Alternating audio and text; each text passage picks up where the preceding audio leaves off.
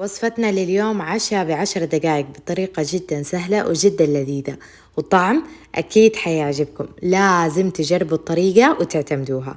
في صينية مع ورق الزبدة حنزل خبز التورتيلا، هدهنها باللبنة بهذه الطريقة على كامل الوجه. بعدها حنزل عليها الجبنة وطبقة تانية من خبز التورتيلا وأدهنها باللبنة بهذه الطريقة. هنزل عليها الجبنة وكمان حبة البركة وأدخلها الفرن، بس مجرد إنه الخبز يتحمص معايا والجبنة تدوب. بعد ما طلعتها من الفرن هنزل عليها عسل كشميري من امتنان، عسل لمناعة أقوى وكمان طبيعي 100% بدون أي إضافات.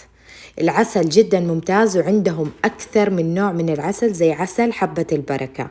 هنزل العسل على كامل الوجه وأقسمها بهذه الطريقة وأقدمها، وبالعافية عليكم، لازم تجربوها.